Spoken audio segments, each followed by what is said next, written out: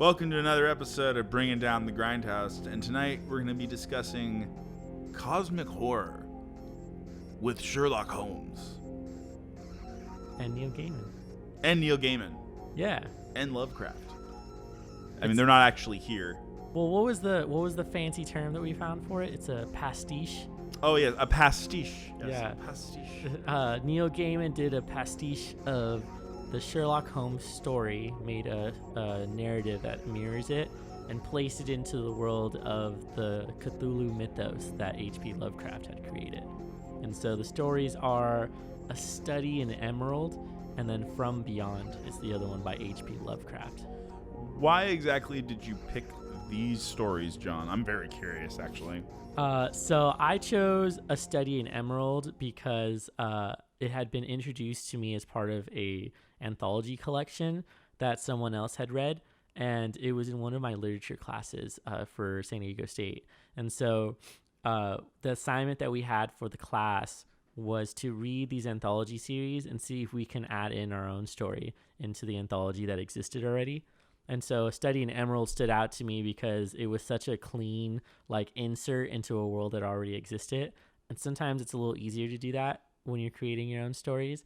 And so Neil Gaiman, in this case, did a really good job of making his own version of Sherlock Holmes that exists inside of H.P. Lovecraft's story. I do kind of have something to relate to that. That's not necessarily in the story per se. Yeah. But last night I was playing a game of Call of Cthulhu. Oh, yeah. Yeah, I was telling you about this. And so I had to we all showed up, and it was a brand new session, so we all made characters right there on the spot, rolled up characters for it and everything. And I was trying to think of an archetype or somebody, who am I going to be? Right. I wanted to RP. This is more of an RP heavy game sort of deal. So I wanted to get kind of into it. And I was like, what's a character I know really well? And I binge Frasier sometimes. And I love Frasier. It's great. It's and a good friend of mine got me onto Frasier not too long ago and was like, you need to rewatch Frasier. So I did. And then I've been getting into it. So I was like, you know what? I'm just going to name the character Frasier Frayne instead of Frasier Crane. So you just, okay. Yeah. And then I said that. I'm like, I'm just going to be Frasier. I'm just going to do whatever I think Frasier would do in this particular moment. This scenario. Yep, and just but my name is Frasier instead. It was really funny that the DM's trying to call me Frasier, but he wants to call me Frasier. It was really funny.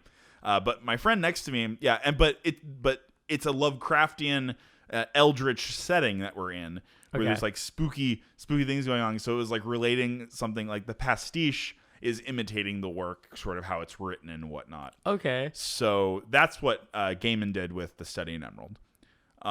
What we were doing in game, though, was kind of similar, though, in a way. It was like we're taking the show Frasier, because then my buddy who was working with me, or not working with me, but playing the game with me, decided, he's like, hey, Frasier has a brother. I'm like, yeah, Niles. So he's like, I'm going to be Miles Frayne. Okay. That's what he named himself. And then I went even deeper and was like, it's like, all right, who's one important person to you? And I was like, my dad, Barton Frayne.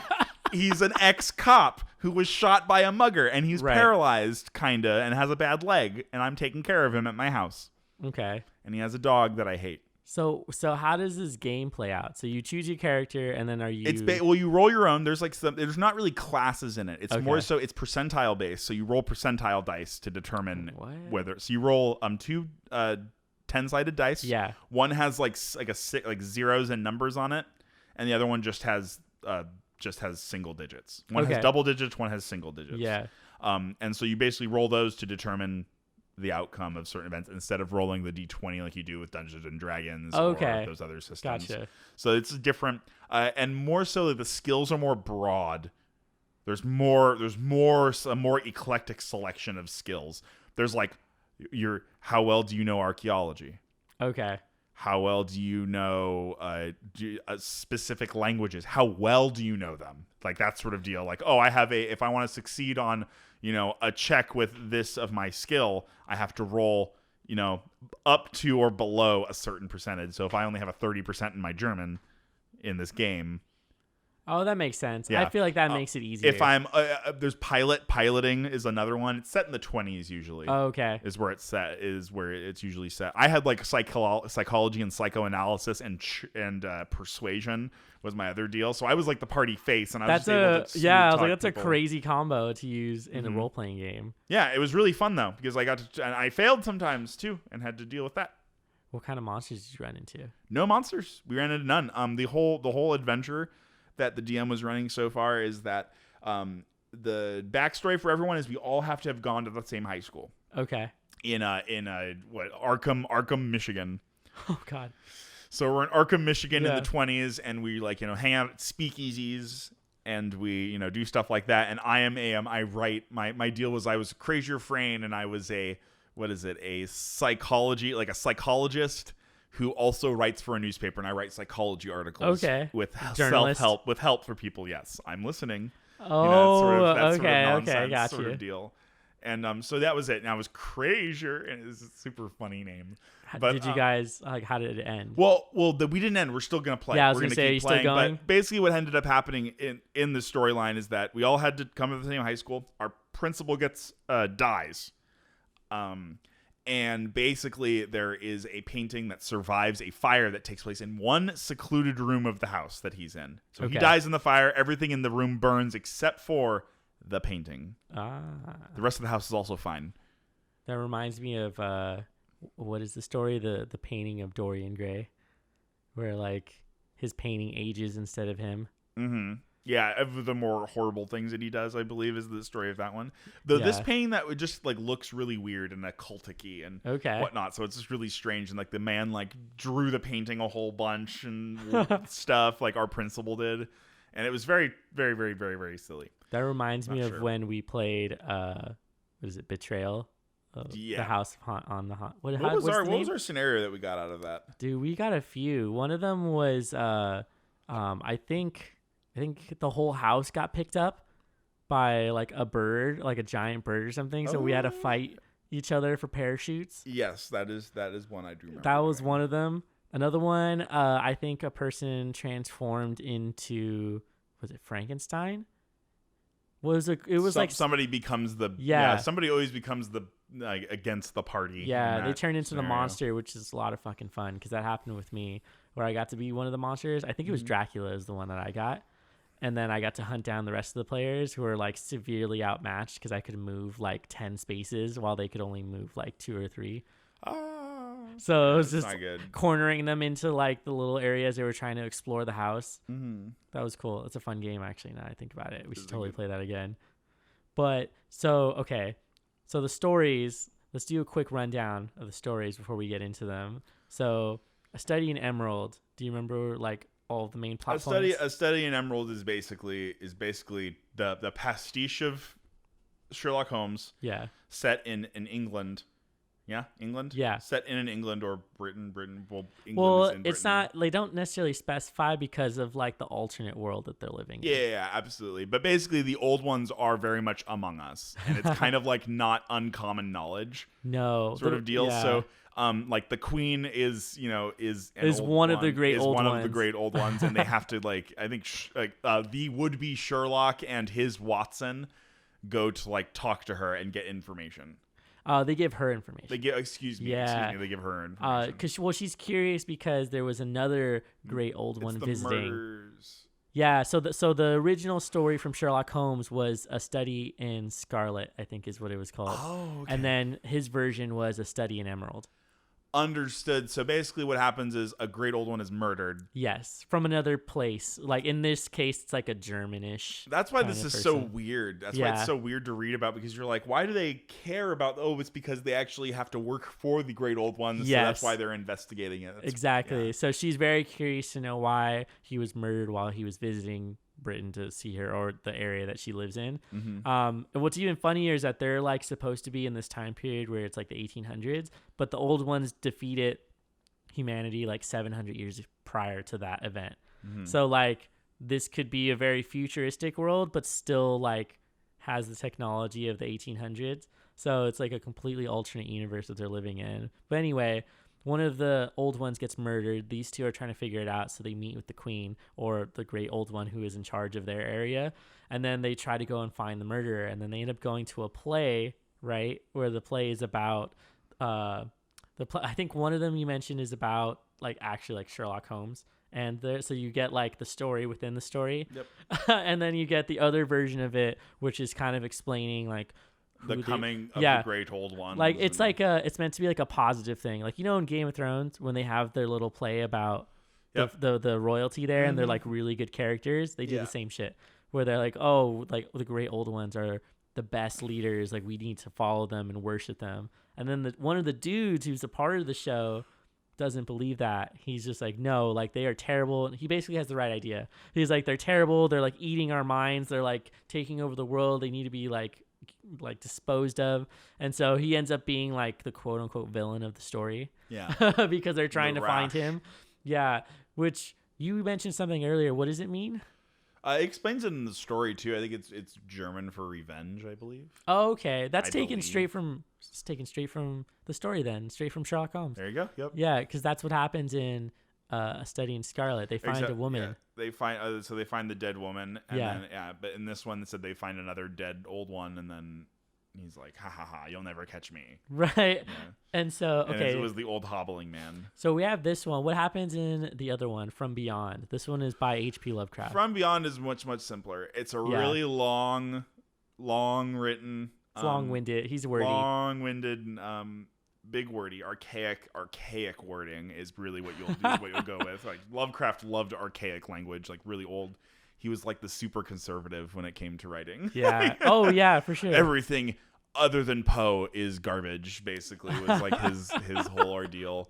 And so he was like, he wanted to like be in that gothic aesthetic so badly. Oh yeah, really, he really wanted to go there, and he just I mean, he made it for what it's worth to a point, but he created a different genre entirely through his striving to be equal with that. Yeah, he made cosmic horror. Yeah, and but yeah, exactly. And this is a good example. So you've got Tillingsworth. Tillinghast. Thank you, sir. Yeah. Tillinghast is the name of the a doctor who creates a machine that enhances your pineal gland to allow you to see the truth. Yeah. Which is what any city hippie will tell you when they offer you mushrooms. In this case, it's an alternate reality? No, I believe they just see the truth. Yeah, well, like you get to see the creatures that are like hanging out. Yeah, exactly. You get to see the creatures that are responsible for like allegedly everything. Yeah, sort of deal. So this is it's a very classic trope of Lovecraft to, there is something bigger than yourself. Yeah, and then if you find out what it is, it'll drive you crazy. Yeah, exactly. And so in this case, it drives the narrator so crazy that he decides to shoot at the machine. When his pineal gland is enhanced and he sees these crazy gelatin beings that eat each other, and I just picture some Jello just You know what this reminds me of? The sentient yogurt from Love, Death, and Robots. Oh my god! Do you remember that short? That's super silly. I just imagine like two big thick buckets of Yoplait just murdering each other, and then it freaks this man out so much that he shoots at the machine, destroying it and causing the professor to have a terrible seizure and die. I just imagine it being like this bright pink gelatin looking thing for some reason. Like, I always imagine them that they're pink. I think it was too much of like the 80s movies, like where you saw like Ninja Turtles and shit, where you got to see the ooze that came out. That's what I always think of. I Even Ooze, the Power Rangers movie. Yeah. Oh shit, I forgot about that. Yeah, right. Fuck. There you go. That's a blast. That's a good one. Yeah. Okay, so we have both of them. They're very similar. One is like almost built into the other one. That was very much like a paying homage to H.P. Lovecraft's sort of mythos that he had created. Did you like one better than the other? I honestly, until we started talking about it more in depth when I met up with you today, before we started recording, I have never read any Sherlock Holmes or enough to know. Gotcha. So the story didn't mean nearly as much. I was like, this is supposed to be a Sherlock Holmes story, but I'm not connecting on where the Sherlock Holmes is. He would have had to have literally been like, so Sherlock Holmes does a thing, and I'd have to hear someone call him Sherlock for me to have picked up on that. It's really small. Otherwise it is in a completely different story in its own. So I guess really I have to commend Gaiman for being able to totally take a style, recreate it, and then put his entirely own spin on the entire, like, the whole premise. So I really have to commend him for that. There are stories of Lovecraft's I like better than this one.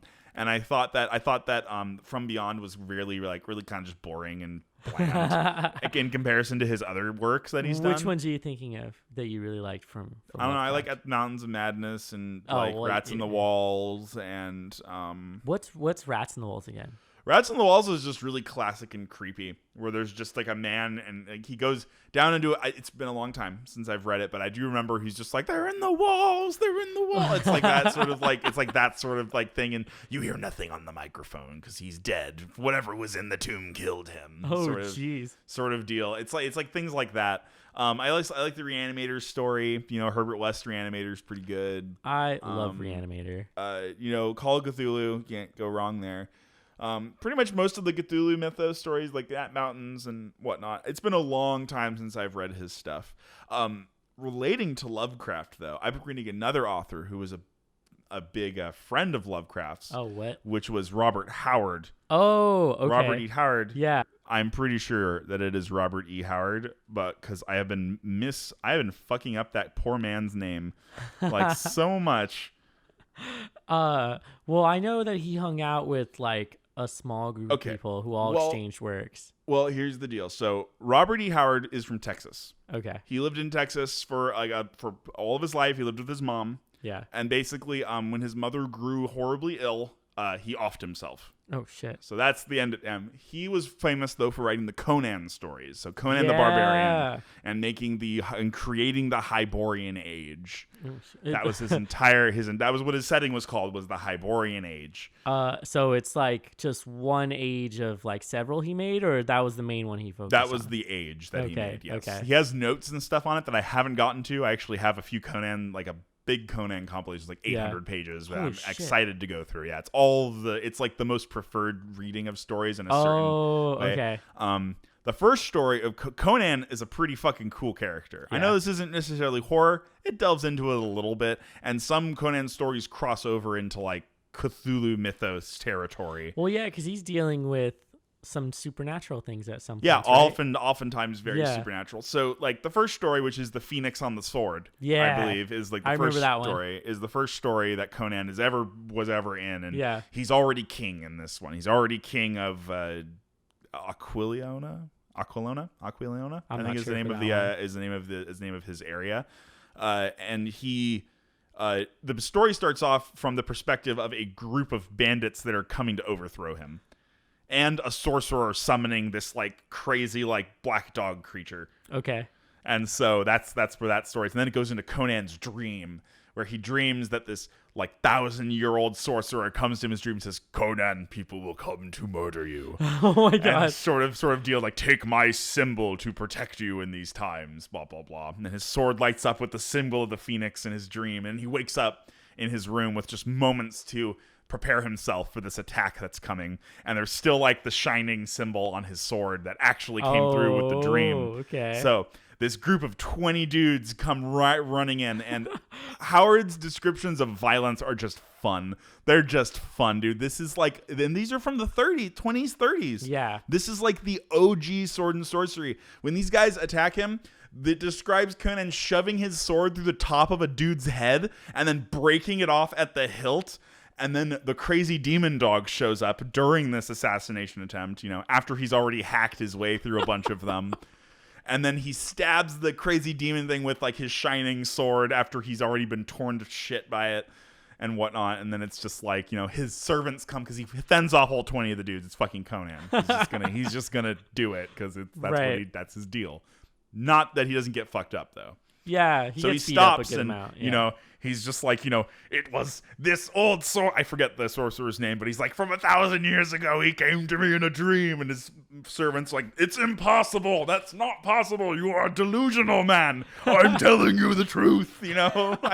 Conan being all like angry because they won't listen to him. Oh my god! I hope there is a bunch of exclamation points in the book, just like how you're describing. I mean, pretty much. It seriously is like that. Like Yeah. he just shouts at them and tells them, like, "You're fools, men, all of you, for not listening to me." And they all are just, like, Conan, Yeah. we're gonna patch up your wounds. Relax, stop being a big bitch.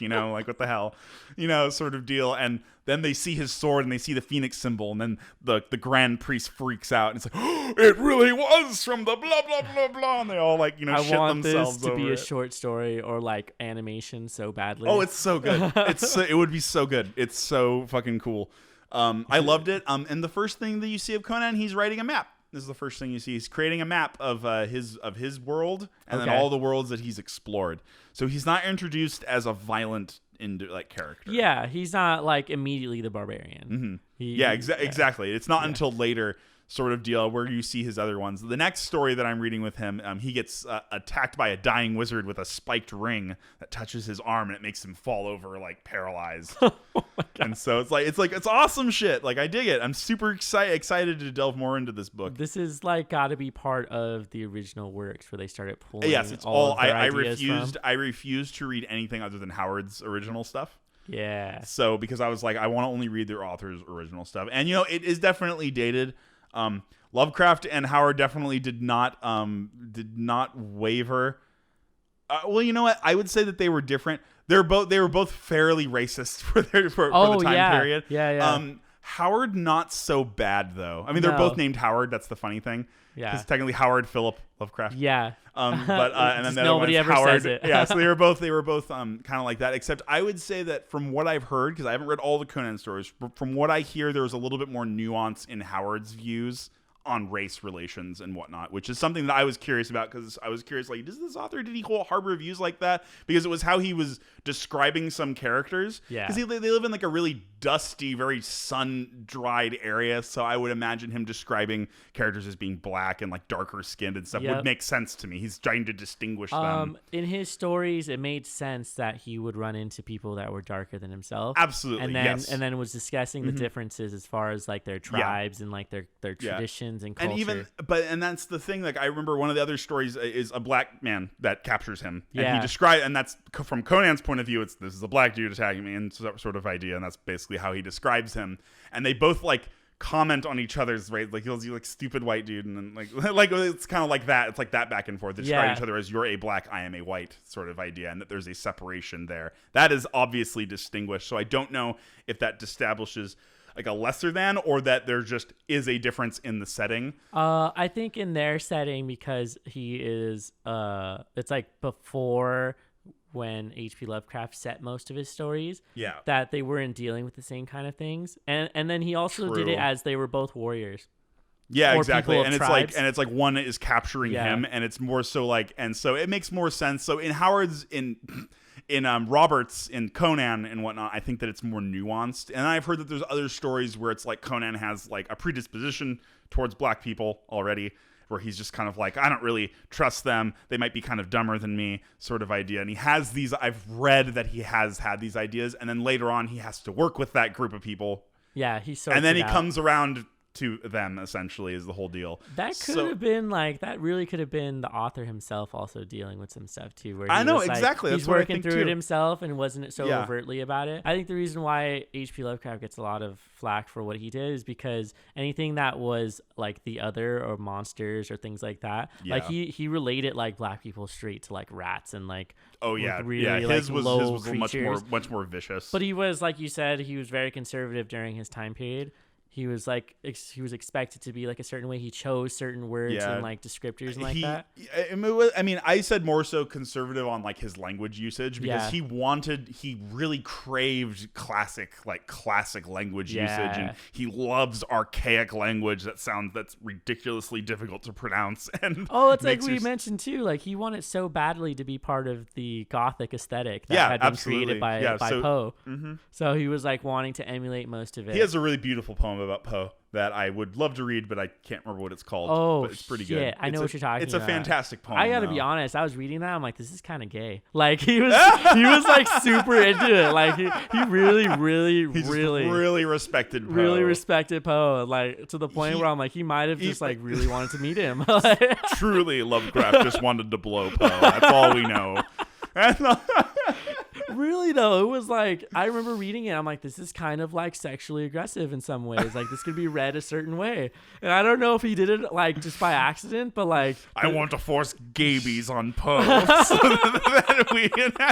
that we can make beautiful writing children. Oh man, that's a blending hilarious. of our aesthetic. But you know what? I saw an article not too long ago that they took away the award for in literature at a certain university that used to feature the bust of H.P. Lovecraft. They took it away because people felt that it was like too racist to be used in like the time period now. And so like it's no longer used anymore as an award, and people were like they were split about it. They weren't sure if that was something that they should have done. He created horror.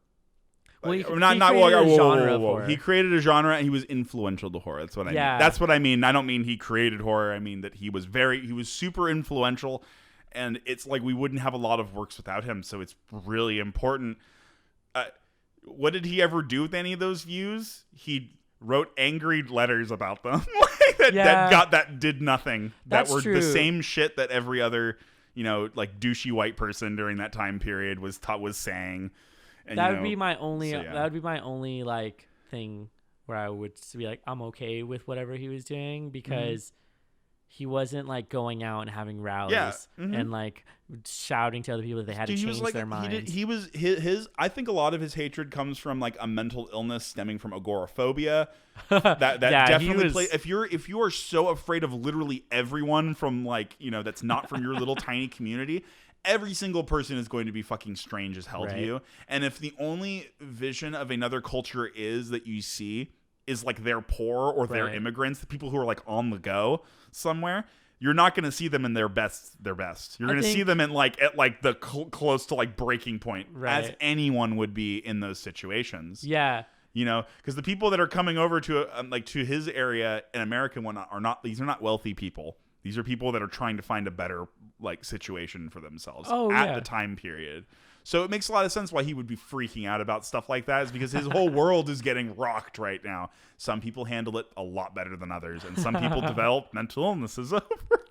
Right? It Yeah. affects them so much. I think he for sure had something going on. Oh yeah, towards absolutely. The end of his life. Yeah. And I think it goes without saying that if it weren't for a lot of really terrible people, we would be missing a lot of really good art. That's always. I hate that so much. I hate it too, man. Yeah, but I think can't about argue. that a lot. It's hard for me to argue with it though, because it's not that there would be no good art. It's just that we wouldn't have a lot of missing good art. Yeah, there'd be certain time periods that were like missing from the like history of it. Yeah, I bet art history majors rip their hair out over some of those things. Oh yeah, because definitely. they have to like learn about certain artists. Yeah, and like I mean, and even then, like it's like I've like I don't know. I try to separate the art from the art. I try not to look at it like that. But it's easier. But I can see. I think it's easier for like certain art forms, like if you're seeing paintings, because you don't know much about the painter, right? You're only getting to see them, and then anything you know about him is through like anything he talks about or things like that. Whereas like a media star, like a movie star or other people like that, you know them, you've seen them, so it's really hard to separate them from the word, which is why like say like Bill Cosby can't get away with shit because like we've seen him, we knew him as like a cultural icon.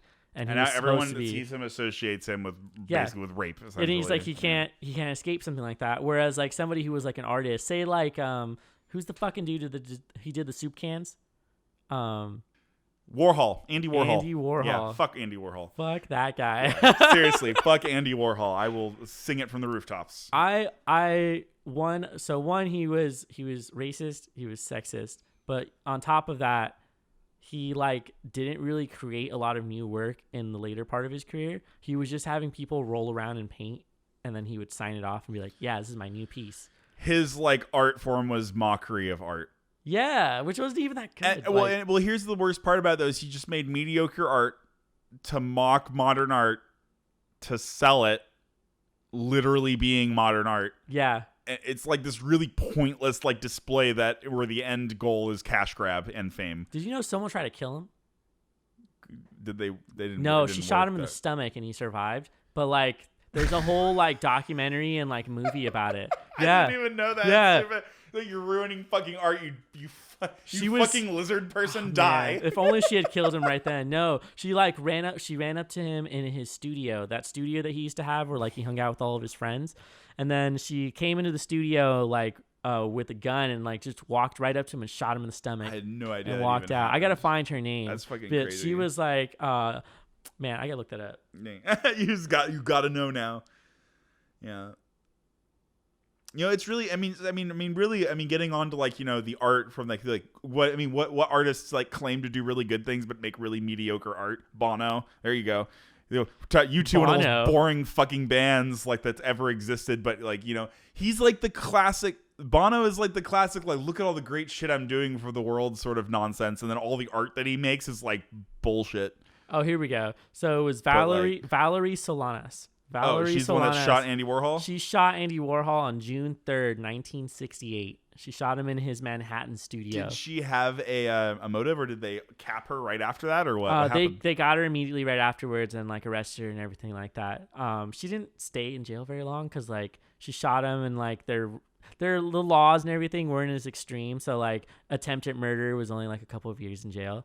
So like she got out afterwards, but like she at the time was known as a radical feminist for that time period, and was like, Andy Warhol's a piece of shit. Like he's basically like womanizing everyone he meets and is like wanting to use their bodies for art and like basically get them naked for no reason. And so she's like, I'm gonna fucking shoot this guy, and like went into a studio and did it. And like, holy shit, it's such a good story. And like there's a movie about it too. So much for the tolerant There's left. literally a movie called I Shot Andy Warhol.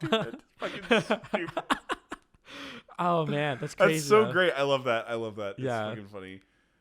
Oh my god. If nobody caught on to me being ironic by saying that was an ironically stated thing. Also, if you want an alternative view of that story, American Horror Story does their own version of that. Oh my god, why? Yeah, they did. It's shit. Which one? I can't remember which season it is. I think it's the sixth one, the one where it's like it has like people reacting to Donald Trump's presidency and like him coming in and then they have the story of like how they met a certain woman, and Valerie Solanas is in the show. Like you get to like go to one of her meetings where she's talking about it, and she has like a manifesto. I guess Andy Warhol is just an example of a bad person that makes bad art, in our opinion. Right.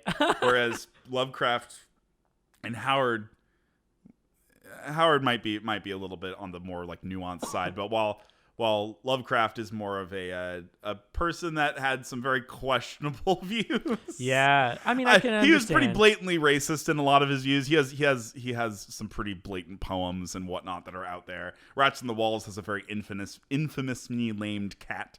Yeah, exactly. Which I will not utter the name of on this thing. Oh, right. Yeah, Yes, I forgot about that. Shan't utter that name. Yeah, go look it up. But yeah, go look up the name of the cat in Rats on the Walls. I forgot Great about I that. like the stories a lot, but that's the only stain that it has. It has like a big gross turd written right, like smashed right on it. Well, you know what? It made me think about it too. I would understand then, like, say you're at a prestigious university and they're about to give you an award for literature, and you're like black, you're Hispanic, and you receive the head of H.P. Lovecraft, knowing as a literature major that he was very racist. I can see how that would be uncomfortable. And so that's like, I think, I don't know exactly how they handled it. Like if they were like, we're retiring this and then we're going to choose something else, or if they were like, we're removing this because he was racist. I would like a respectful retirement. I think that would be we're gonna put it aside. Like, it's like better, you know what I mean? At least you don't want to. It's nice to know sometimes where things come from. It's fun. Yeah, it's fun to that's look fair. at that. It's fun to see where things come from. It's mind-boggling. You know, oftentimes there's that age-old thing. You know, those who do not pay attention to history are doomed to repeat it. Sort of deal. You know, and it's like I heard a really good quote about that I cannot remember for the life of me right now. But it's nice to see like influences and whatnot. And I think that looking at some older horror things and having that stuff available is a good thing. And so as long as we're not getting rid of the stories and they're still in circulation like they are, I don't see a huge problem with that, really. You know what I Yeah. mean? It's no longer, you're not going to be able to discredit the influence. Well, also, You no can't one's stop really it. no one's really profiting all that much off of these stories anymore because they're so publicly Yeah, available. there isn't anything. Yeah. I mean, I think people get paid to put them into compilations. Yeah, like I That's have a what- fancy Lovecraft book on my shelf right now. So Exactly. it's like, Yeah, exactly. that, And I think that is and the it's just only way. collections of his stories because I mean they're probably public domain now. Yeah, maybe. Probably not all of them. Public domain is copyrights last 75 years. Oh, really? Yeah. I thought it was. I don't know why I thought it Disney was something else. got it extended. Oh, that's right. Shit. Otherwise, It what would would be happen is Disney. you'd be seeing Tony the Tiger on like in Looney Tunes or something Oh, like weird. something fucking weird like that. Wait. So how do those rules work again? Like after you've made something. I'm not an expert. But Yeah. basically, I'm not an expert. But basically, what goes on is, to my knowledge, to my very Yeah. limited, not as educated knowledge with copyrights. At one point, it was, I don't remember the exact year. I think it was like 20 years or so that it was, and then you had to get it renewed. But then Disney lobbied because Disney was so huge. They went into court and lobbied to have the copyright time period it's up to death. There you go. Copyright is up to your death. It's like 75 years after your death is basically what happens. So 75 years after Walt Disney's death is how much longer Disney has, I believe. Unless they get it extended. Dang. And if Disney as a corporation is a Yeah. corporation, which I believe they are, is Disney a Aren't corporation? they? Is Disney a corporation? Yeah. Can you do a search for this? Yeah. Is Disney a corporation? If they are, this is one of the crazy things I learned in business and music when I learned about copyright laws. This is how Disney maintains power, which is a huge fucking segue from fucking Lovecraftian literature and fucking Gaiman literature. No. They are known as a diversified multinational mass media and entertainment conglomerate. Not necessarily A corporation, a corporation. I They're a wonder, company. the Disney company, Yeah. but I mean, isn't there like something, to my knowledge, companies can be viewed as people. Ooh. Okay. What? How does that work Do out? you see where I'm going with this? Sort of. Oh, So if you it'll never give- die. Yes, exactly. Yes, immortality. If that's correct. If I'm incorrect, please send me hate mail. Right. Exactly. You just Send me fixed hate mail it. and please viciously correct me. But that's like one of the things. But Disney did get the copyrights extended, which is why Yeah. there's so much longer. So if anything, whoever owns Disney currently and that copyright, until they die, and then 75 years after that, that's when Disney's public domain. Man, that's a lot of time. Plus, they own Yeah, so they're much stuff never at this going- point. They're never going to be public. Yeah. They don't want to be public domain ever. No. They want to keep the power. Yeah. Well, because they make so much money off Yeah, absolutely. Why would you? It's a, it. yeah. Why let new art rise? Just keep the same shit going. Okay. Wait. So going back. So you mentioned that you didn't like this. You didn't like the H.P. Lovecraft story quite as I like much. some of his other stories. Yeah, better. some of his other ones. But you did like. I did like the Gaiman piece a lot. Yeah. After more analysis and learning that it is a what is it, pastiche? Pastiche. Oh, a pastiche. I think it's a French term. It is. It actually just does mean like you It's literally like copy and paste. well not copy paste, but you imitate Yeah, like you there you imitate the style of that author. So, but yes, I like that story a lot more. Both of them were a little bit too wordy for me, I think, as well. So it was really hard for me to get into them. I like much simpler words when it comes to my stories. I like complex plots with simple words. I don't know. I wouldn't say that you are liking simple words as much as you are looking more for dialogue, I think you really like dialogue and you just don't realize it, to be honest, because I'm a screenwriter. I prefer the dialogue and short descriptors over the wordy language of like Yeah. Lovecraft and some of the other, because then it's just like, I get it, dude. I get it. The bookcase is very fancy. Can we move on? And Yeah, he just keeps exactly. doing that over and over again. That's why I can't read. It's hard for me to read like high fantasy now. Oh, yeah. Really hard for me to read high fantasy now. I can only do like so much. Like the Conan stories are cool because they don't take a lot of. How did you feel about? Did you ever read a Wheel of Time? Never. Man, it's fucking seriously high fantasy. I had It's some trouble going through the first book. Lots of adjectives. Fuck, like crazy adjectives. They were like describing shit that you don't even know anything about, and you're gonna have to just keep reading to figure it out. But like they have this humongous established world already that he's writing in, and it's 14 books long. And it's interesting though because the last book, he died before he could publish it, and so his son gathered together all his notes and finished the book and published it for him. And so his last book was published post Robert Jordan's end story Yeah. I've heard told like 3 different times. Yeah. And officially it was more so that it was, from what I hear, it was a friend of his who he liked the works of, and before he died, he gave it to his wife and said, "You're going to take my notes over to this guy." And then they gave it over to his friend, and the friend finished the book after he died. Yep. Basically. So there's There's that. so many people. There was like 3 people I think who helped with finishing the book because they were like, we need to finish the story. Like there was so many notes that he had. It's huge. Yeah. I mean, I don't know much about it. I read like the first 3 books in the Song of Ice and Fire. Yeah. And that was as far as I cared to go. After that, I got over it. Now I read shit like Dennis Johnson's Jesus' Son, and it's like 150 pages long, and all the stories are short, and they're about interesting things like heroin addicts and hospital clerks that abuse drugs, and the main like crazy overarching story, like the big story is like a good versus evil fight. Like a great evil has suddenly been awoken, and then the rest of the story is basically about all of these people coming together to fight this evil, and like the armies and everything like that. It's like I don't even know if this is like a good accurate way to describe it, but to me it was like a larger version of Lord of the Rings. Like you know which one? Oh, the like the whole story, like just like you know how you have Mordor, or not Mordor, you have all the kingdoms, like all the the 3 kingdoms like coming the 3 together. kingdoms, But the like 3 you, big but you ones. have like a little, like it's an area, like you have all of them, Mm-hmm. and like you know what it is. Like imagine that Lord of the Rings is like one corner of the story, Yep. and then like all of this other stuff is happening. Like he has, I don't know, like 30 plus. Do you know nations. what's the big bad evil guy in Wheel of Time? Like the big, like, Game of Thrones has the Right. White Walkers. Yeah. That is the big bad evil guy in that one. From what I remember, it is, because I didn't finish it completely, so I'm like still like halfway through it. Mm-hmm. So I don't know if there's going to be anything more.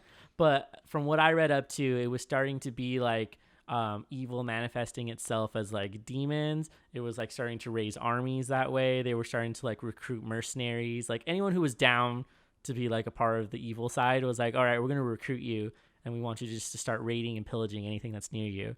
And then so that's when like it sort of breaks out and you start seeing people forming alliances. Do you think that because I've heard that there's the Wheel of Time show in development. Yeah. So do you think that's going to be successful? Do you think that story's as marketable? I think they have the unfortunate luck of trying to make something after Game of Thrones. So it's like there's gonna like everything that is fantasy will always be compared to Game of Thrones now because they were so successful in what they were doing, whether or not you liked it or not. If you're doing like a fantasy drama like Yeah. that, then Game of Thrones is. But gonna I be think a big comparison. if they do it in a style where it was like it's less serious, like Game of Thrones is really serious. Like they're not like funny, like high fantasy kind of things. Where Sometimes there's a little bit of comic relief, tiny bit. a little in there. bit. But I think if they made theirs either really funny, and I'm not talking like Monty Python's like style funny. I'm like just like more humorous, where you get to like see the banter and things like that. Kind of like what they did with Lord of the Rings and shit. With some scenes where if they did something like that, it would be really successful because you would have multiple shows of it. You got to like see all the characters, and they have so much content that they could start making all of these like side stories with it. So I think if they did that, if they should wait though.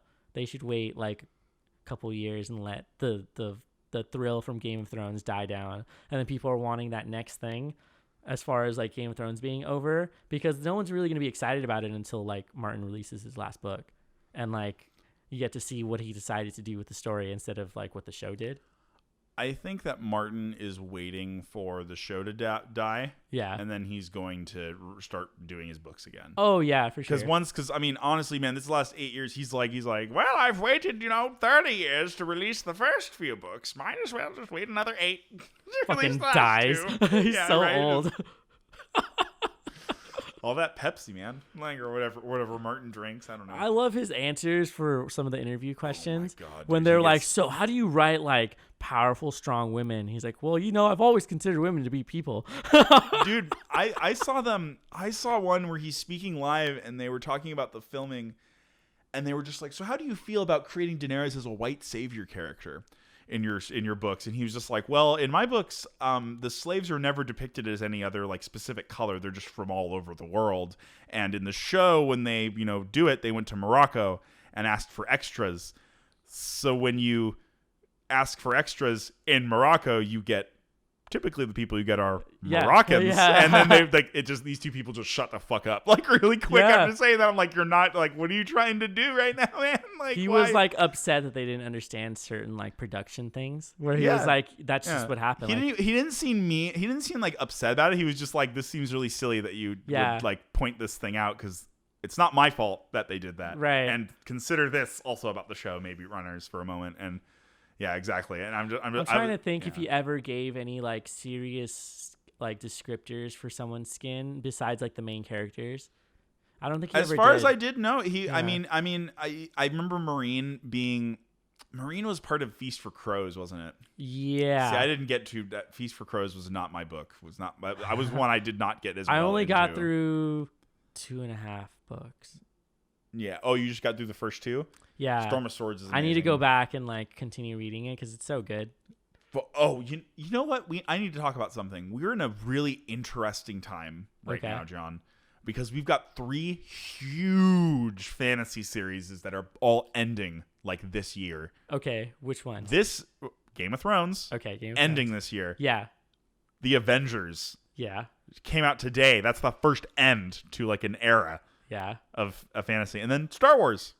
Oh, they're gonna. Well, do you think Star Wars is ever gonna really end with Disney? But it's the end of the Skywalker. It's the end of an entire of an arc. Are they ending the saga though? Like that's what I've been hearing. I've been hearing that's the end of Skywalker. Shit.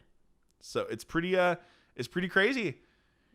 What's and now I'm just thinking about it in terms of like super high fantasy. It's like the end of an age. Yeah, I mean, yeah, exactly. But it's sort of like an end of like all of these stories follow the typical pattern. You and I have both dabbled in the writing. We dabble, and so I think we're both familiar with the hero's journey. Yes, yeah. And so I mean, it's a really pretty almost cliche to bring it up. All of them have it though. All of them do have it, yeah. And when all these ones end. What stories are going to be next? What follows these? I think it's going to leave a huge void where people are going to be able to bring in independent stories and start creating new things that were like, this is the new whatever. And so they're going to start making stories like that. Like, I think it was kind of like how, so I feel like I'm missing my opportunity to get into a lot of Star Wars shit. Like, that's like, for me, the ultimate goal is to like write something Star Wars and like, be a part of the official canon. And then like I'll be like, yes, but I feel like I missed out on the opportunity because of the way school worked out for me. And so like these last few movies are gonna be made, so I'm like, now I'm gonna have to like try to get into some sort of independent work where it's like, can I get on a TV show like about Star Wars or something like that? But besides that, like it's a good time for like indie work to kind of move forward and start making things. Also, people are doing remakes and live adaptations of a lot of good stories. Like, dude, we were talking about it before. They're doing the live adaptation of Cowboy Bebop. Oh, yes, we were talking about that. You are not I happy. have an opinion. You're not happy with the casting, though. The only person I've got a problem with is Spike's casting. So the main character Spike is. I'm uneasy. I'm uneasy about it. It's not a hatred. It's an uneasiness. Well, they chose Johnny Cho, I believe, is the person they chose. He's the guy from Harold and Kumar, went to White Castle. Tommy, no. But he's been in so many other things besides that I haven't seen. Sorry, you gotta watch it. Yeah. All right. Yeah, I'm not. What the fuck is his name? I'm looking it up right now. His name is John Cho. Okay, yeah, I don't know. I just don't know. Because when I look at John Cho, I don't see Spike. So I understand why when you see John Cho, you're like, oh, that's the dude from Harold and Kumar. because he's like most well known. Well, for that. yeah. Well, I mean, I know that he was typecast, but even like I've seen like the trailers for the other movies that he's going to be being in and whatnot. I can't remember the name of it right off the top of my head. But he had like kids and there was a car involved and there was a computer with faces of a family or something on it. And I just don't know. But it's like when I look at that and I look at Spike and I think of like the mannerism, maybe, but the thing is, I'm going to have to wait until I see it. That's really all it amounts to is I'm going to have to wait until I see it. I was like jumped on really hard when I said that too. I was just like, what the fuck? Do you have a problem with Cho playing this character? Why do you have a problem with that, Mitch? I don't have it's not like anything against like it just is weird to me. I don't get it. I don't get it. No. I think I like it. I think I like it because for me, so like I know like so like this is it's like this is what my opinion is. So like this is what I like his I think he looks the part. Like if they just shift his hair a little bit, let it grow out or whatever they're going to do so that they have his style. And then when he gets put into like the suit and everything, he's going to have the same like frame and everything. Mm-hmm. So like for me, it fits in aesthetically. Like he's going to be fitting in just fine. I don't know about his voice because his voice is iconic in the animation series because it's voiced by that one guy. It's got to... That's the thing. I'm just like, if you're gonna be Spike, who's like one of the main draws of Cowboy Bebop, you need to nail it. Like it's. But that's like, fair. Like that's it. Good, that's all it is. Yeah. I just have high expectations for the role, and I see it really hard for someone to pull that off, and I don't know if John Cho is going to be the guy to do it. But we will see. The only way, John, the only way we're gonna be able to know if John Cho can do it, John. How? Is if he does it, when he does it. Right. And when it happens, we'll have to see it, and then maybe it's going to be great. I just don't know. I have no definite, like, I'm glad that they cast an Asian character in an Asian character's role. That's cool. You know what I mean? Well, the creator. Yeah. It matches up with the creator and what he was looking for. There you go. And then, but like, I think it's hard for them to do the adaptation and like please a lot of people because of the way that it was made. So it was made and then it had the voice actor. It had I just looked it up. It had Steve Bloom. He's like, his voice from so many things, and to try to replace that voice is going to be really hard for people. Like to not hear that voice coming out of this character because of how much you've attached it to him. So I can see how that would be like an immediate turnoff where it's like, oh, this isn't the right guy for whatever is going to go on there. But like there was even people who were upset about like Jet getting casted as like a black guy, where they were like, no, that doesn't seem to fit. And then other people are like, what? That fits perfectly. Like that guy that they chose for it is perfect. And then the girl that they chose for Faye is like, what? Like this looks fucking awesome. This is gonna be really cool. Well, I'm just gonna have to see how it goes. I honestly, I mean, I don't have much of a say for Jet and May's characters because I'm just like I don't know how they act. I don't know how they're going to be portrayed in the show. I just don't know. I don't have the script. I haven't seen any of that, so I can't tell you. I'm sure he's gonna have them like sit down and be like, I need you to watch like all of this, and then like you watch the entirety of Cowboy Bebop, which is like 23 episodes. It's not like anything crazy. And then 26 episodes. Yeah, there you go. It's like 26 episodes, and then they get to see all the mannerisms because they do a good job of showing what each character is like. And then once they got that, then they can kind of get into it. I think this is a good job for like method actors where they're trying to like figure out what it is, this kind of and like start living like that. But John, here's one thing I want to bring up. Did you see the live action Full Metal Alchemist? Okay, that was terrible. But the reason why it was terrible was because like it was made by completely separate people. I know. But see, it's stuff like that makes me nervous. Like, and the Akira movie. I don't want a live action of that. I don't want. I want them to stop right fucking now. I want someone to shoot the goddamn director, burn the script, give all the money back. I feel like that's so much weight though for like wanting to do something like that because the original animation is so good that like I feel like there's nothing really that you can do to adapt it. All you're going to do is put a bunch of CGI bullshit in there, and it's gonna look cheesy and it's gonna cheapen the whole thing. Yeah. And I'm not gonna go watch that fucking movie. Fuck that movie, and I'm not gonna watch it because Akira. Just go watch actual Akira, and then there you go. You can see Akira. Man, I watched that not too long ago. It's still cool. so The good. animation's so fucking cool to watch. It's also crazy because isn't the year like 2020 in there? It's been so long since I watched it, but probably. Yeah, it's like coming up on like we're about to pass up the year that it was supposed to be in there, and like there was this huge nuke that goes off. Like it's so crazy. That's a good story. Damn, that was a really good one. How did we get here? You were talking about things ending, like big like saga things, like saga fantasy, sci-fi, like all of these, and it's interesting because they're all in different sort of like realms, like in different genres. They are culturally defining. That's it. As well. Yes. They are all like Game of Thrones and Avengers. Like and somebody who takes a film class, like in the next 20 years, is gonna have this as a part of their learning experience. Yeah, and in my generation and your generation, we were We're like the same age. Pretty young. Yeah. Duh. I was like, aren't you like a year older than me? I hope don't tell me that, because that means that I'm 27. I'm turning 28 this year. Oh, fuck me, man. I'm turning 29 this year. Okay. Yeah, we're the same age. We're the same generation. Talk about that. What were you saying though? Our generations grew up with all these movies. I remember when the first Iron Man came out. It started when I was like the end of high school, right? Yeah. Yeah. I graduated 2008. I graduated in 2009. Yeah, so I'm pretty sure. So it was like the end of high school. We had like just gotten the introduction to what this all was because did Disney own them yet? No, they owned them like in 2013, I think. It was way later. I don't remember when the merge happened. This was like a risky venture, what they were doing. They were approaching comics and being like, how do we make a live adaptation of this humongous world?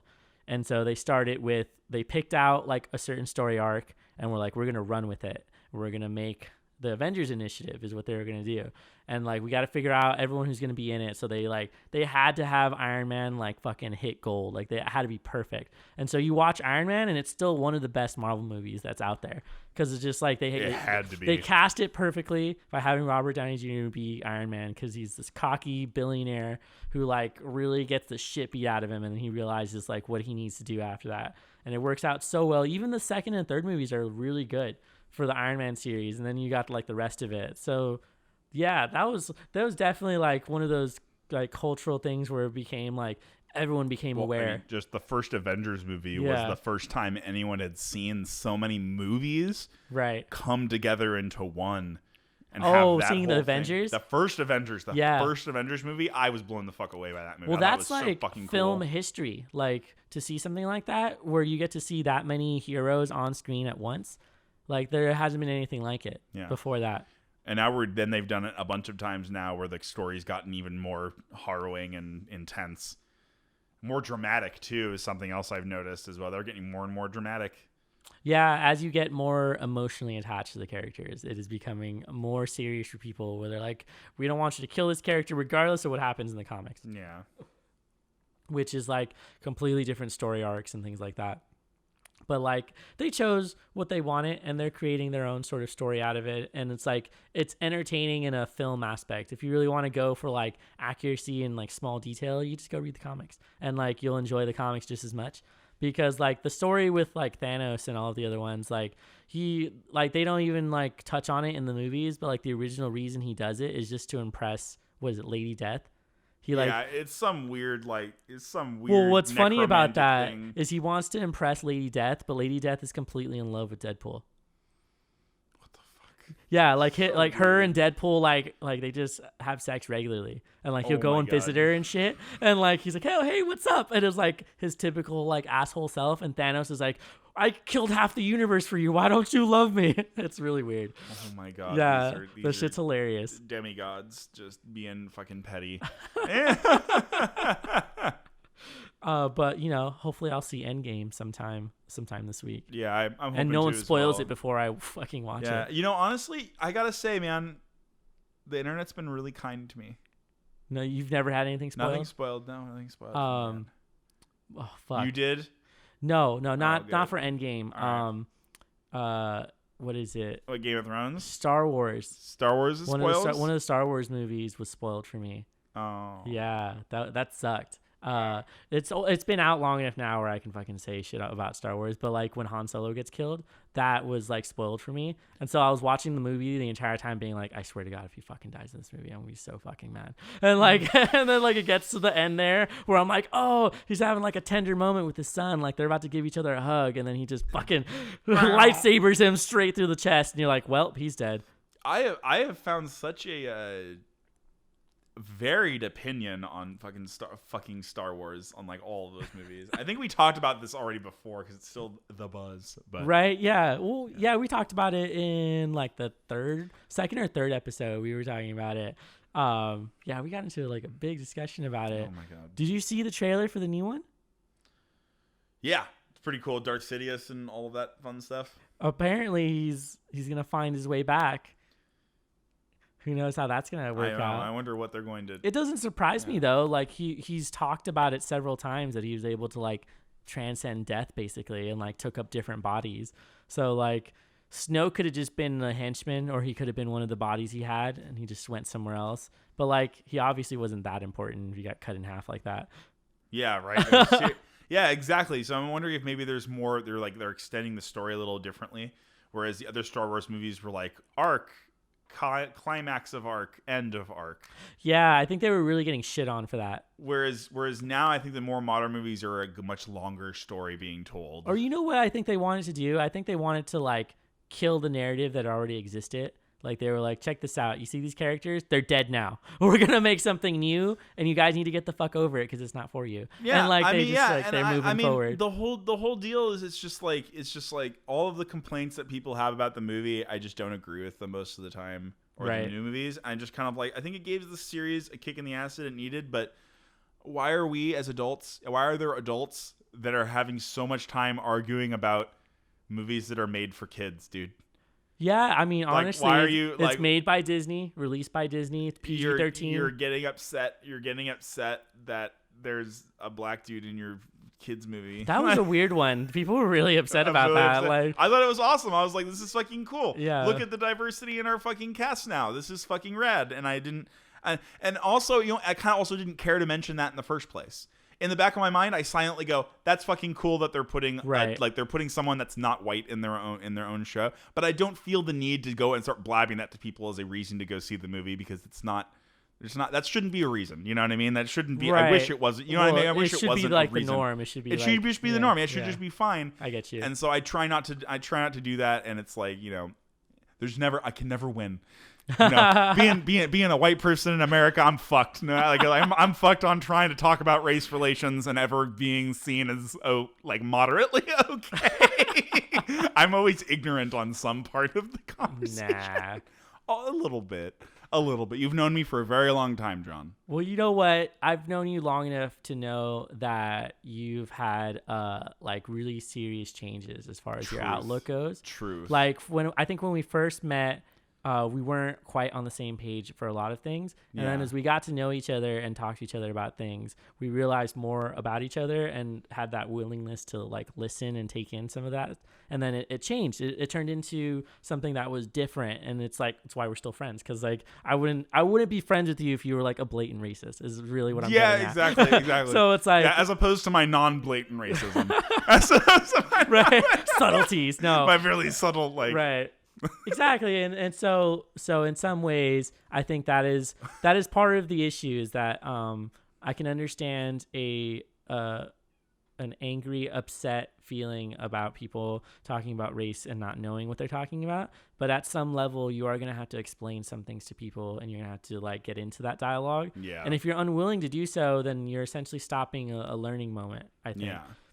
But I am in a better position to do that myself because I'm a dude, because I am Mexican and I'm fairly light skinned, so people are very likely to listen to me, as opposed to somebody who's very dark and like straight black or like very like Hispanic or Indian and they don't like, no, I don't like this opinion.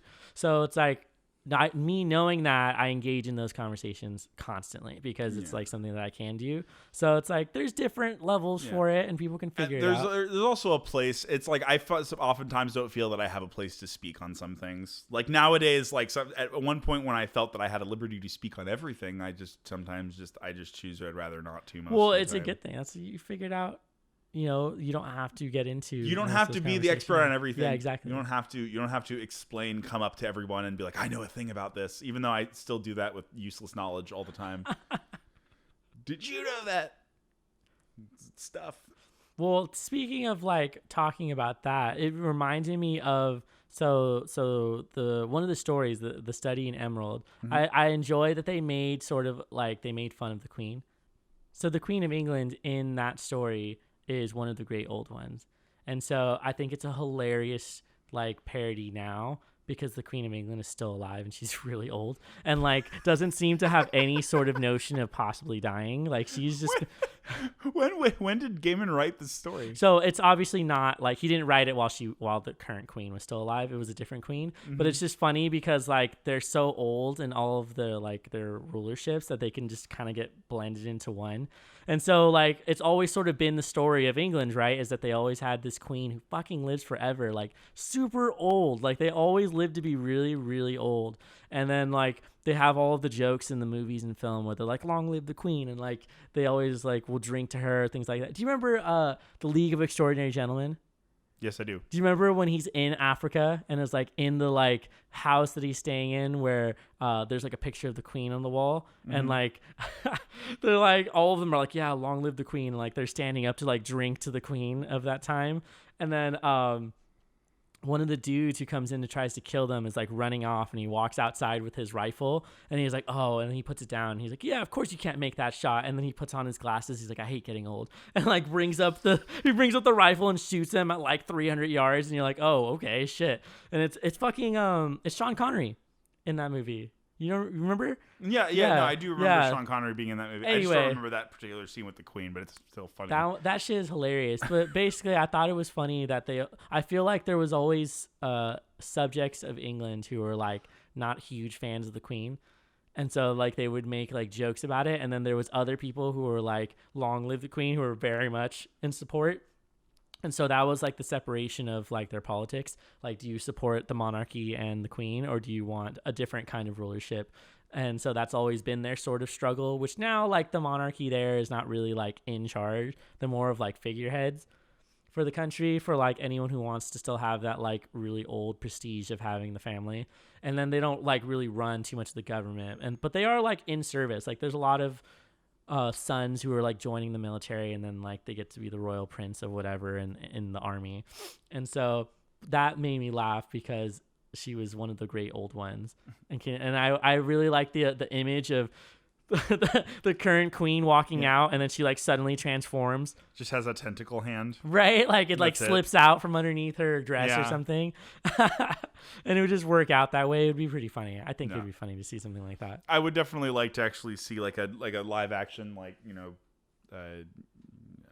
Shadow over Innsmouth and stuff like that, or some of Lovecraft's settings would be very interesting to see, like a story done in them, or like an actual script written for them, or a show or something done. Because there's not a lot of them have been like super low budget and kind of lame. Right. You know, not as like, I want like a serious, grimy, like well written, like Lovecraft styled like horror. I don't think anyone's been like wanting to pick it up recently. Yeah. We're not in the age. It's not ready yet. They can't. I think it's the cultural consciousness. It's like the zeitgeist. It's not like we're not in the realm of wanting to see that type of horror. Yeah, we don't want to see cosmic horror right now. I think what people are super interested in is, like you said, they were really interested in sci-fi, like, well, more of like Star Wars-ish sci-fi, not like really deep thinking, like intellectual sci-fi. Not Dune. Yeah, fucking Dune. Holy shit. Yeah, you want a fucking Dune movie?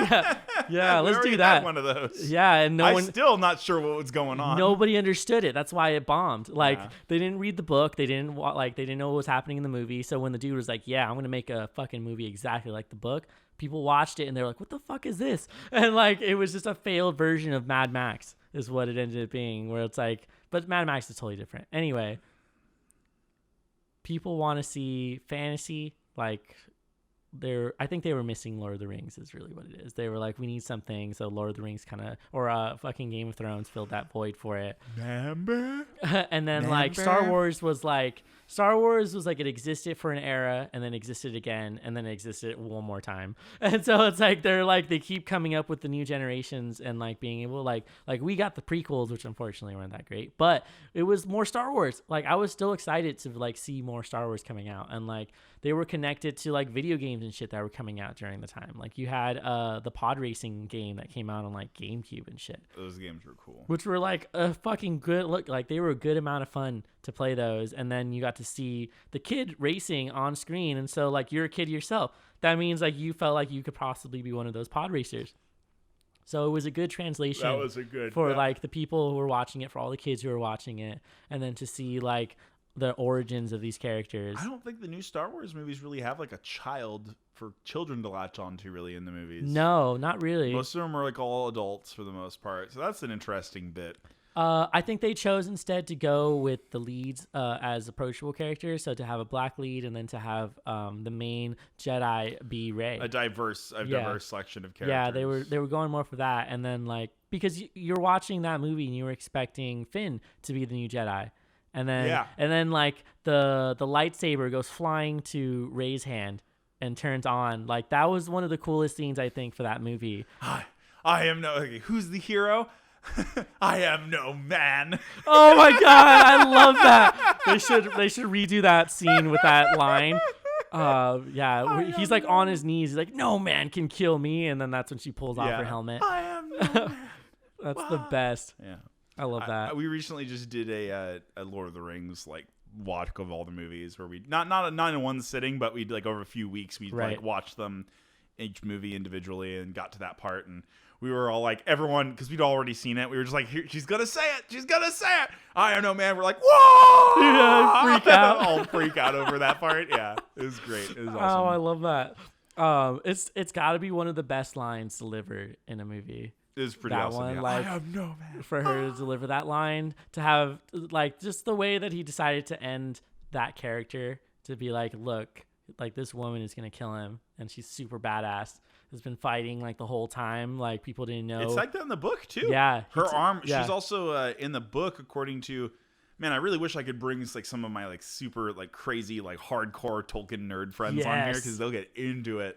But he would like, her arm is like destroyed from hitting him, from stabbing him. It just like shatters every bone in her arm. Oh, like she's crippled forever after that. Oh shit. Yeah, she does not like in the book, like even in the books, if I'm not mistaken, according to super Tolkien nerd friend, she's crippled for life after that. She has one arm afterwards. Well, I would imagine that she gets releasing all that energy. Yeah. From him, all that dark energy, just fucking goes straight into her arm. Yep. Brutal, man. Man, those movies are great. I wanna go and rewatch them again. They're fun. They're just really fun movies, man. They're just good adventure stuff. I just want to see some cool Conan movies now. The only Conan movie, I was gonna mention that. I'm really dumb that there was like Conan movies in the 80s, like a whole bunch of them. Like, wow. Well, I mean, it was like, but they were really cheesy though. Yeah, they were like cheesy and not as cool. Cheesy. And like, I want like the newest one with Jason Momoa was shit. It just wasn't good. Holy shit, they did make a new Conan. Yeah, no. I forgot I saw it in about theaters because I was kind of excited about it, but then I didn't like it at all, and I was like, this is really dumb. It's because they keep going straight to like the violent barbarian style. Yeah, and they don't do any good dialogue. There's with no him fantasy brought like into the build up to the stories and Yeah. stuff, which is an important part of those stories. Like, I think if they went to the source material and did that, it'd be pretty rad. Because it's a pretty big kingdom too, and there's a whole lot of stuff you can get into. But the idea of the Hyborian Age, for getting back on Conan again, was that there was supposed to be a bunch of nations that are warring for control of the whole. Yeah. And there's never supposed to be a single one. Conan is just one of many. That's always a good way. I think personally that's a good way to do the narrative when you create several factions that are coming together or fighting, because people latch onto one. He makes the factions, but they're never like really in-depth explored. Yeah. It's more like snippets of Conan's life and his interactions with those people. Yeah, he definitely focused just on him. Yeah, it's very Conan on the character. I think he was creating just enough world for him to travel in, and then didn't really like flesh it out all that much. There's a whole map, and he wrote essays on the Hyborian Age about it. Oh shit. There's like stuff. There's like he got much more in depth than we give him maybe credit to save for. himself tangents into like Yeah, exactly. going off, Yeah, he also like has focused maps. in. There are maps. So if you want to go look at the lore and all the extra stuff, he's like, here you go. Yeah, go check out all this extra shit. Because I would do that too. That's a good idea. Absolutely. What is it? There's a lot of people that like took the Conan thing and like rewrote the stories. Robert Jordan, the Wheel of Time guy, wrote Conan stories. Oh yeah. Legitimately, so many. I guarantee Neil Gaiman wrote Conan stories. I guarantee you. I can look it up. Can you look up really quick? Did Neil Gaiman write a Conan story? If he did, I want to read it because that's probably so awesome. But yeah, a pastiche of Conan. Pastiche. A pastiche. Excuse me. Pastiche. It's like paste. Yeah. No, I don't see anything That's related not as to cool. him. All right. Well, one day. I don't think Neil Gaiman would do something like that. He wasn't alive during that time period. That's a good point, huh? He's still alive today. So like I've heard Conan described as a cowboy. Like a cowboy type character. Like if you think about where he's written and you think about kind of how he is, he goes into a town place. I guess and he would be something like, goes on down there. Conan like, fucks it up and he leaves and goes on to the next place, sort of deal. Like that's his like kind of MO. Oh, that's more of like he's like a precursor to what the cowboy character would be. He's like an outlaw. Yeah. I'm He's not like, saying that he he's is like a a cowboy. mercenary. I'm just saying that he's like that style of character. he's like that style of Okay. character. Like he's kind it's of an archetype. There you go. Yeah. There you go. He's an archetype kind of like that, except like the barbarian sort of individual. I can't get Arnold Schwarzenegger's face out of my head. It's not as cool. I mean, I love that he punches a camel. That's cool, but I mean, that's oh, not. He totally does. but Arnold Schwarzenegger doesn't stick a sword through the top of a dude's head and then break it off on the hilt. You're not doing it right. And then, like, he's not doing it right. Like, he did something wrong. It's not the right thing. That's hilarious. I love that. And it's not even like. I don't know, man. I don't know. I need to read more. I'll have to read more and get back to you on it so I can have actual opinions. But yeah. Cosmic horror is fucking awesome. I love cosmic horror. I love Conan. I've just been reading that a lot lately. Hell yeah. That's a good one. Yeah. Well, let's see. Before we wrap it up, yeah, I wanted to go back then. Would you recommend either of these stories for people to go and read or like any of the authors, like other stuff? Because I know Neil Gaiman has a lot of good stuff. Gaiman, absolutely. If you can, Lovecraft is really niche. Yeah. Really niche. Yeah. If Lovecraft is really wordy, he has a lot of cool ideas. His ideas really flourish on paper a lot, and a lot of them are like you can fill it in with your own mind, sort of thing. Oh yeah. So I wouldn't like to put one of their artworks above the other. Yeah, I wouldn't like to do that because I don't think that that's really fair. And I think that you're going to get different things out of both of the authors. With Gaiman, you're going to get very precise language. Yeah, very we were talking about it. We were talking about that. And I whenever I read Gaiman stuff, I always feel like he picked the correct word for everything, for all of the situations. Right. Whatever the person says, he picked the right word for that. Hell yeah. And I mean, you could say that for a lot of authors, but with Gaiman and his prose, it's very much... That's what I get. I get that he like picked the right word individually for every little bit that goes in there. Also, if you're interested in more of Neil Gaiman's work, there's currently a show based off of one of his books, American Gods. I need to watch is on that. Stars. Holy shit, is that a good show? Yeah, I've heard visually, whoever was doing the art direction for that, they got it spot on. Like, this is what you would think it would look like. That's fucking They cool. pulled these characters straight out of the book and started like creating what they would look like, and then to have like, it's like they've sort of created a new version of like what would be considered like American Gothic, like those characters where like all of the gods are considered like certain gods of like the area that they exist in, and a lot of them are from the United States or North America, with the exception of maybe like one of the he's like from Ireland because he has like a lucky coin, but like besides that though, like it's really spot on. And they have really intense moments of where they talk about the slave trade and how that sort of came out, and they have this whole like spoken word section where this guy talks about what the experience was like coming over from Africa and being brought to the North America, because for them they can't talk about ancient gods and history without touching on the history of the United States, which includes slavery. So to go through that whole narrative is really crazy. So definitely watch American Gods on Stars, because I think they've already got the first season out and they're premiering the second one right now. So you could wait until the second season is done maybe, and then just binge watch all of it. Because I binge watched the first season and was super upset because there was nothing else, and I had to like just wait for the new one to come out. But I'm excited to see what else they're gonna do. I'm also excited for the new Game of Thrones episode that's gonna be coming out. It's such a prep. God. Like it's like watching the first Lord of the Rings movie where everything is like getting prepared, and Yep. shit's coming together and things are about to happen. And now it's about Two Towers. Now Helm's Deep. About Yep. to happen. The whole battle. This is the biggest battle. This is not that we know. See, here's the funny thing is we know that Aragorn, Gimli, and Legolas survive Helm's Deep. Yeah. We know that just on precursor of Lord of Yeah. the Rings. We know the story continues.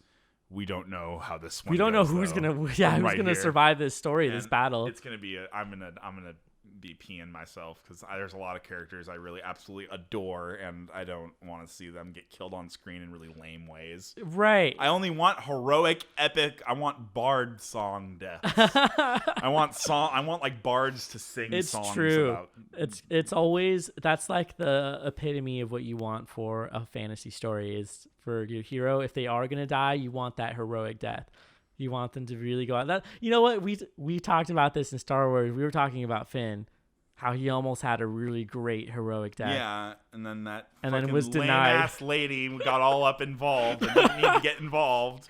Oh man, that was super funny. I love that. And then you would have had an entire generation of angry 40-year-old white dudes who could stop complaining. Right. But, I guess the showrunners saw fit to keep him in there. So, which is fine. There's nothing wrong with Finn. I like Finn. I thought like Finn was Finn too, awesome. yeah. I think Finn's cool. Like, I don't have an issue with it.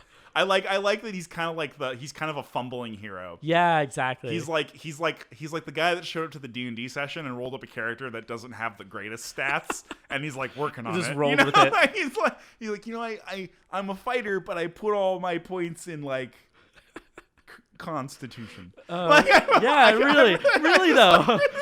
He survives it. I can dodge and get beat up. And then like fumbles. Like I don't know. He raises up a lightsaber. It's been so long since I watched. Well, all those movies. he used the weapon that was supposed to be used against the lightsaber. The like stormtrooper that suddenly just had like all of these fighting, and like that was the most like the stormtrooper that breaks it. That just breaks that like is right. typical His story thing. arc. His story arc is actually super cool because he's a soldier that leaves the army. That's right. I remember them. Like the backstories for some of the characters are super cool this time around. Yeah. I need to. I know we're trying to wrap up, but you're fine. I think that all of the bitching about Luke's, I probably made this already, but Luke as like a character, and his whole background and everything, like it all makes sense. His whole story makes sense. I don't understand why everyone's mad about that. Like I never understood the anger, or resentment, upsetness over any of the Star Wars stuff. And the only thing that's going to make people happy is if we get like a legit The Old Republic. Yeah. That's honestly. the only. Honestly, I think I'm kind of sick of us dealing in the future. I want to go back to the past and watch Jedi Sith Wars. Yeah. I want to watch like full on like I want like that's probably where the Star Wars is going next, dude. Well, they're making a new Star Wars The Old Republic game, so people are gonna be stoked for that. Is it BioWare doing it? I don't think so. That's fucking. Well, maybe BioWare's kind of lame now. So well, they're kind of like broke. Are they broke now? I thought so. I don't know what's going on. I don't think they have very much cash. No, BioWare's got their new Dragon Age coming out. They just you're teased right. it. Yeah, They're working on a new Dragon Age game. Yeah, that's right. Anyway, but I think I am exhausted discussing these stories. I am exhausted myself. Well, let's see. Before we go, I really just want to remind everybody that we're super easy to find. We're on all the streaming services, so just go and search up Bringing Down the Grindhouse. We're on Spotify, we're on iTunes, iHeartRadio, Google Play Music. So you're able to find us all there. And don't forget, I don't know, we have a super slick logo now. Yes. It's pretty cool. We just got a new logo. I want a t-shirt. I placed it on. I'm gonna honestly see about getting like some cool merchandise that we could possibly start like selling to people. So like little buttons and shirts and things like that. Buttons would be awesome. Yeah, get like because those are super like they're cheaper to make. You get a good amount of them. I know friends who have like button makers, so I might be able to like get like some sort of deal going with them. Get something like that, so it'll work out. Yeah, it's a little And something. then, so we're able to do that, and then future projects. I'm really excited for new things. I like that we're exploring literature Like we've gone into like scary stories to tell in the dark, which was a lot of fun. That was a good one. That was a lot. really fun episode to do. It's like really alternative to what we've been going through. I think what we're gonna head into next is some like alternative forms of media, which can include like video games, like board games maybe, and things like that. I'm wanting to push towards doing something in relation to the Doom video game series. Yes, I need to sit down and actually just play. Like how culturally iconic it was for the time period it came out in. Its relation to like being next to the technology that it was being released with, like the original being on a floppy disk, is like still crazy to me. Like you had several. It's like the Doom games evolved with the times. Yes, that's exactly what happened. We'll talk about that on another episode. We'll go through the history of it and like talk more, like a little bit more about it and like how it affected us, and then seeing the different versions of it now. And it's an interesting game. For me, it's a lot of fun because it's not the hide behind a box like Call of Duty game. Like you are up in these monsters' faces, and the only way to get ammo is to like cut one of these monsters in half and have it drop some ammo in front of you. And that's just how you progress through the story. It's just like a crazy hack and slash. Murder everything. So it's a lot of fun. So we'll definitely do something like that.